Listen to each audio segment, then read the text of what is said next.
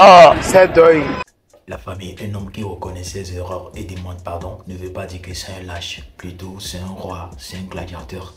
Et pareil aussi pour les femmes. Notre frère Romaric Kwaku vient de demander pardon au peuple ivoirien suite à son acte qu'il a posé en plein direct. Et sans vous mentir, Romaric c'est un grand homme et il a aussi un grand cœur. L'état dans lequel il est avant de demander pardon, la famille, ça va vous choquer. Je vous laisse regarder la vidéo, s'il vous plaît. Restez jusqu'à la fin de la vidéo. Voilà, là j'ai fait ce direct là, ce matin déjà, mais pour m'excuser dimanche, voilà. Pour le live que j'ai fait ce dimanche là, voilà, c'est parce que ça n'allait pas, voilà, j'ai explosé, voilà, j'ai explosé parce que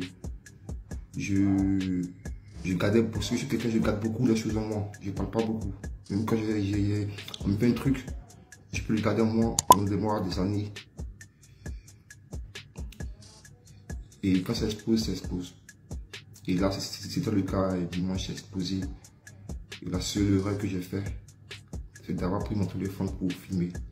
Mais c'était pas dans l'intention de faire du buzz ou de créer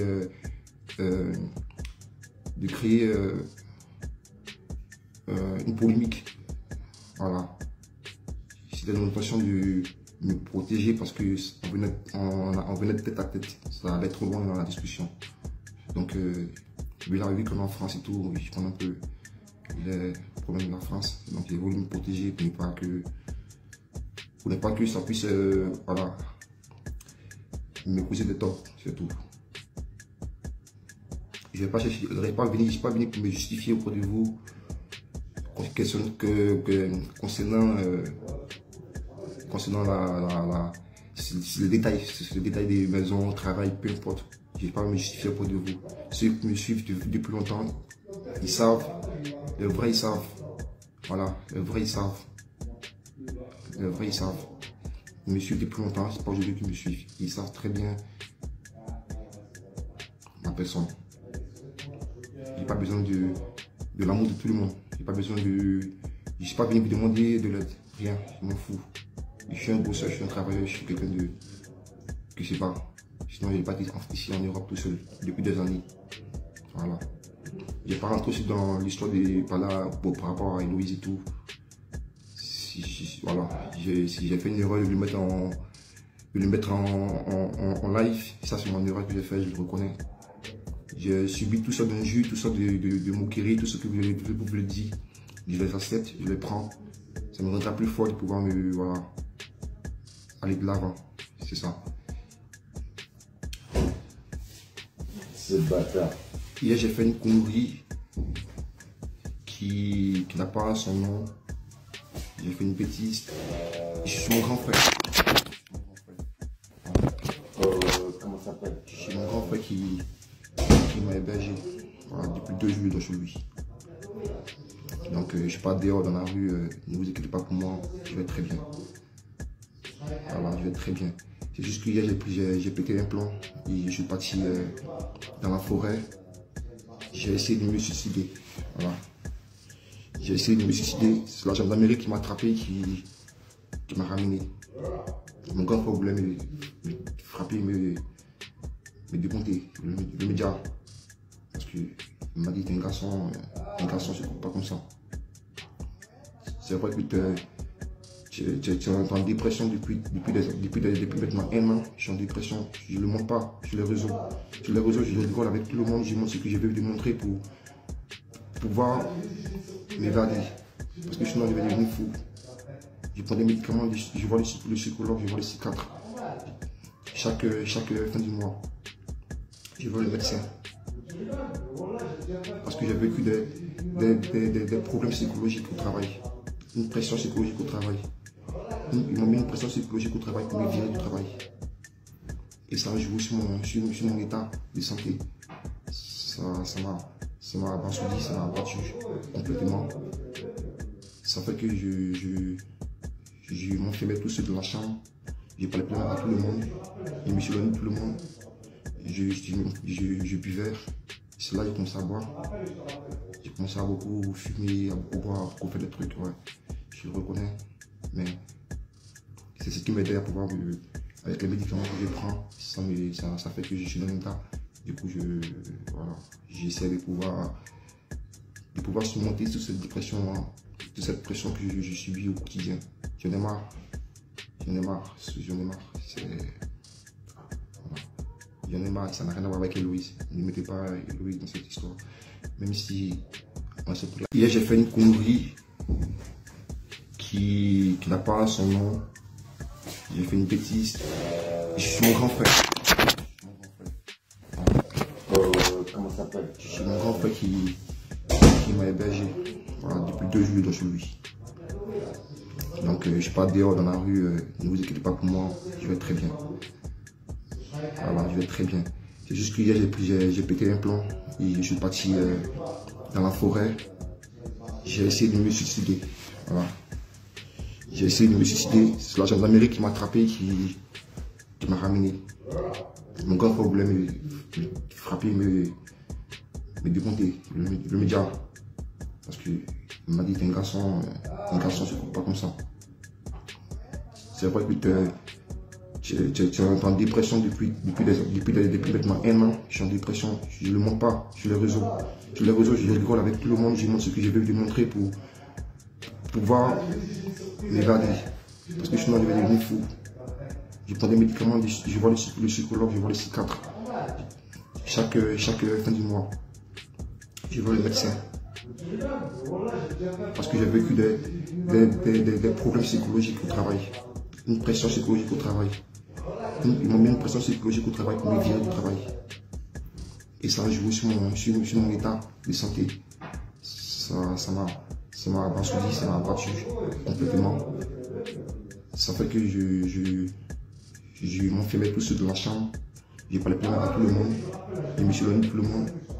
Je buvais. C'est là que j'ai commencé à boire. J'ai commencé à beaucoup fumer, à beaucoup boire, à beaucoup faire des trucs. Ouais. Je le reconnais. Mais c'est ce qui m'aide à pouvoir, avec les médicaments que je prends, ça fait que je suis dans l'état. Du coup, voilà, j'essaie de pouvoir surmonter toute cette dépression, hein, toute cette pression que je subis au quotidien. J'en ai marre. J'en ai marre. Voilà. J'en ai marre, ça n'a rien à voir avec Héloïse. Ne mettez pas Héloïse dans cette histoire. Même si on se pose la tête et le moins, c'est l'histoire de couple, ça arrive l'histoire de couple. Dans tous les couples, il y a des histoires. Ça passe jusqu'aux mains, après, sur les ensemble, peu importe. Voilà. Donc, c'est l'histoire de couple. L'histoire de couple, ça arrive. Et je suis désolé encore auprès de Héloïse. Voilà. Je suis allé voir et on a parlé un peu sur WhatsApp. Et moi? Hein? Tu veux dormir? Eh ben, écoute, c'est chez toi, c'est bien, tu vas content. Ah. Bah, regardez. Regarde, il passe tout à l'heure les chimia. Je suis pas bien. Ça fait des années que je suis pas bien. Mais je parle à personne, je dis à personne. Je ne parle à personne. Même quand Héloïse me voit me demander de parler, parle-moi. Je ne parle pas. Je garde moi, je dis il n'y a rien, il n'y a rien, il n'y a rien. Il y a beaucoup de choses que je ne dis pas. Voilà. Parce que je garde. Et quand ça explose, et ben ça explose. Et ça explose. Voilà. Ça fait 2 jours, je suis chez mon grand frère là, il dort chez lui. Il n'est pas loin de la maison, hein. La maison est juste en haut. Donc, c'est pas comme tous les enfants, ils ne les voient pas. Les enfants, ils savent où je suis. Je ne suis pas allé très loin de la maison. Voilà. Je ne suis pas dans la rue. Je suis juste chez mon grand frère, mon voisin, mon grand frère qui m'a appelé chez lui. Voilà, c'est tout. Donc, je m'excuse encore pour le live que j'ai fait. Je m'excuse pour tout ce qui s'est passé, tout ce que vous avez vu, entendu. Ça ne devrait pas arriver sur le net. J'aurais dû être mature, j'aurais dû être un peu plus intelligent, j'aurais dû faire les choses autrement. Voilà. Et c'est de ma faute. C'est moi le fautif dans toute cette histoire. Et j'assume naturellement mes responsabilités. entièrement mon responsabilité. Et si tel est le choix de Dieu, je l'accepte. Je l'accepte avec grand cœur. Si tel est le choix de Dieu que je sois ainsi, je souffre ainsi, je l'accepte à cœur ouvert. C'est la vie, c'est comme ça. Parce que je sais que soit tout ce que je ferai, Dieu sera toujours avec moi. Voilà. C'est tout ce que je voulais vous dire. Pardonnez-moi, je suis votre frère. Je m'excuse pour le live que j'ai fait. Je m'excuse pour le live que j'ai fait. Pardonnez-moi.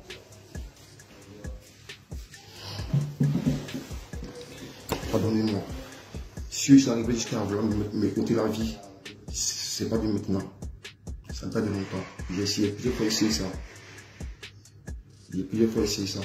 Plusieurs fois essayé ça de m'ôter la vie. J'ai même pour ma voiture, je suis parti, je voulais faire un accident. Et mon véhicule. Bon, aujourd'hui, j'ai plus de véhicule parce que mon véhicule il est parti à la casse. Beaucoup ont dit que non, je n'ai pas de permis, je ne travaille pas.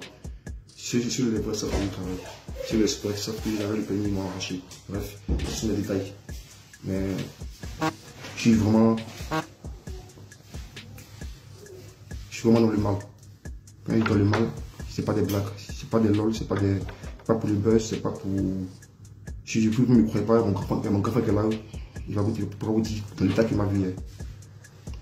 Tu veux pas me tuer hier? Bah ouais, frérot, ça on rigole pas avec ça, voilà, frérot. Dès que je suis parti de sa maison, il m'a tapé, il voulait me mettre une pêche parce que c'est pas normal ce que j'ai fait. Voilà. Je suis parti de chez lui sans même lui dire au revoir, sans même lui dire je vais me mettre chez toi et tout. Je suis parti comme ça, ça m'a pris comme ça, je suis parti dans le bois et puis voilà. Il voulait m'ôter la vie, je ne pouvais plus. Je souffre, c'est bon.